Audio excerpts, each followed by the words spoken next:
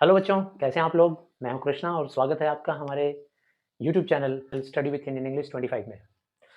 हमारे आज का चर्चा का विषय है वृद्धि संधि। संधि की सीरीज में हमने संधि का परिचय, संधि के प्रकार, गुण संधि और दीर्घ संधि के बारे में ऑलरेडी वीडियो अपलोड कर दिया है।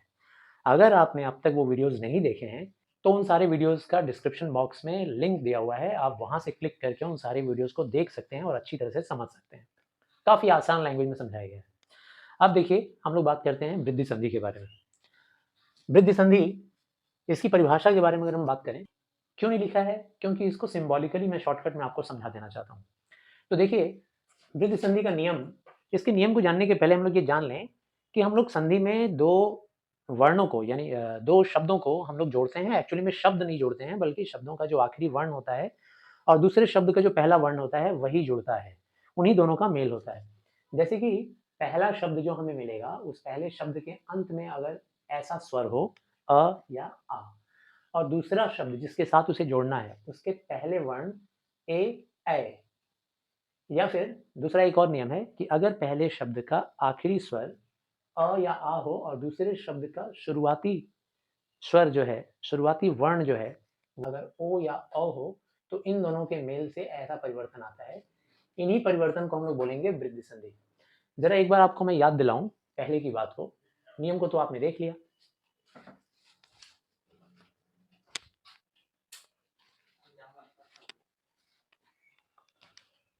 वृद्धि संधि के नियम को तो आपने देख लिया। अब हम आपको पहले की बात जरा याद दिलाएं। स्वर दो दो प्रकार के होते हैं, हश्र स्वर, दीर्घ स्वर।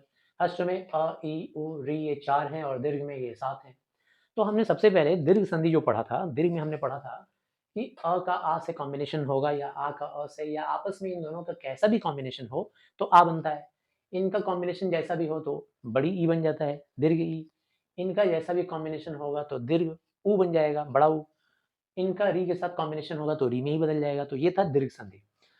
दूसरा हम लोगों ने पढ़ा था गुण संधि। गुण संधि में क्या पढ़ा था कि अगर अ या आ ई से मिल जाएंगे तो एक दूसरा परिवर्तन आता है, क्या? ए। और अगर ऊ और ऊ से मिल जाते हैं तो ओ, और री से मिल जाता है तो अर। अब हम लोग आज के संधि में पढ़ें, इसका नाम रखा गया है वृद्धि संधि। जरा देखिए, याद रखने का पैटर्न कुछ ऐसे दिमाग में रखिएगा कि वृद्धि संधि क्यों रखा गया है। वृद्धि संधि रखने का वजह यह है, वृद्धि का मतलब होता है बढ़ोतरी, थोड़ा बढ़ गया, थोड़ा बड़ा हो गया, ज्यादा हो गया।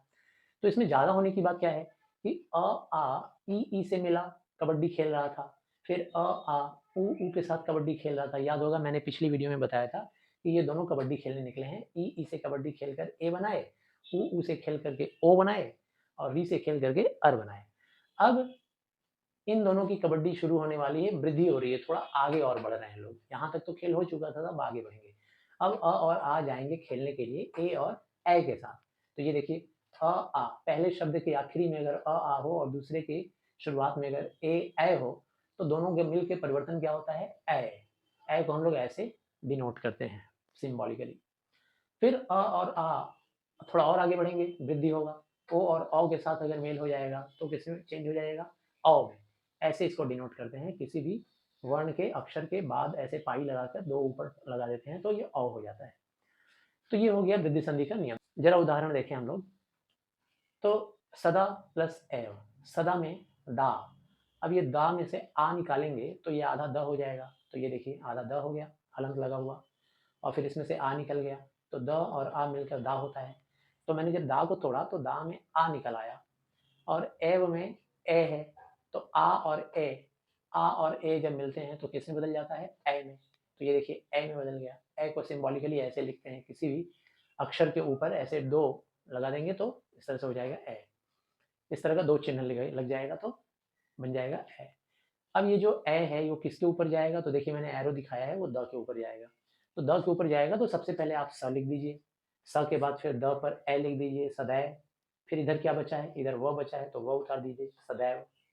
इधर देखिए दूसरा उदाहरण, वन प्लस औषधि। तो वन में न के अंदर दो बातें छिपी हुई हैं, जैसा कि आप लोग जानते हैं। एक तो आधा न और आधा न के साथ अ। तो न में से अ निकल आया। तो पहले शब्द का जो आखिरी वर्ण है वो है अ, और दूसरे का शुरुआत में वर्ण क्या है? ओ है। तो अ जब ओ के साथ मिलता है, अ ओ के साथ मिलेगा तो किसे बदल जाएगा? अ में। तो अ में परिवर्तन हो गया। अब ये अ किसके ऊपर चला जाएगा? तो न के ऊपर। तो जब न के ऊपर जाएगा तो ये आधा न पूरे न में बदल जाएगा और अ की मात्रा लग जाएगी। तो ये देखिए, सबसे पहले मैंने व लिख दिया, व, फिर न के ऊपर अ की मात्रा चढ़ा दिया तो हो गया वनौ। फिर इधर ओ तो इसके साथ मिल के खत्म हो चुका है, बचा क्या? श और धी। तो श और धी उतार दिया, वनौषधि। तीसरा उदाहरण देखिए, राज प्लस ऐश्वर्य। तो राज में दो बातें हैं, ज में आधा ज और अ, ऐश्वर्य में ए लगा हुआ है, ए लिख दिया इधर। तो इधर क्या बचा? आधा श व और अर्य। इधर क्या बचा? रा और आधा ज। तो जब अ और ए मिलते हैं तो क्या बदल जाता है? ए। अब ए मतलब ऊपर दो चिन्ह लगे होंगे, तो ये ए जाएगा ज के ऊपर। जब ज के ऊपर जाएगा तो ज पर ऐसा हो जाएगा जय, दो चिन्ह लग गए। तो अब रा उतार दीजिए, रा के बाद ज पर ए लग गया, राजय श्वर्य, राजय श्वर्य। चौथा देखिए, महा प्लस औषध। तो महा में आ निकाल दें अगर हम लोग तो आधा ह बच गया, तो आधा ह और आ। तो ह और आ प्लस औषध में औ लगा हुआ है, तो आ और औ मिलकर हो गया औ। अब ये औ किसके ऊपर जाएगा? ह के ऊपर, तो हो जाएगा महौ, महौषध। ये शध उतार दिए, शध, महौषध। इस तरह से वृद्धि संधि हुआ। तो आशा करते हैं बच्चों कि आप लोगों को वृद्धि संधि अच्छी तरह से समझ में आई, और अगर आपको कोई डाउट है तो आप कमेंट बॉक्स में लिख के हमसे क्वेश्चन पूछ सकते हैं, मैं उसका आंसर बड़ी ही तत्परता के साथ दूंगा। और दूसरी बात, अगर आपने अब तक हमारे चैनल को सब्सक्राइब नहीं किया है तो सब्सक्राइब कीजिए। और साथ ही साथ अगर आपको किसी भी board, West Bengal board, ICSE board, CBSE board के हिंदी और इंग्लिश पाठ्यक्रम को, या इंग्लिश के लिटरेचर को, या ग्रामर पोर्शन, पूरा कंप्लीट सिलेबस अगर आपको कवरेज चाहिए पूरे साल भर आपके एग्जामिनेशन के एंड तक, तो आप हमारे ऑनलाइन क्लासेस में भी जुड़ सकते हैं। धन्यवाद।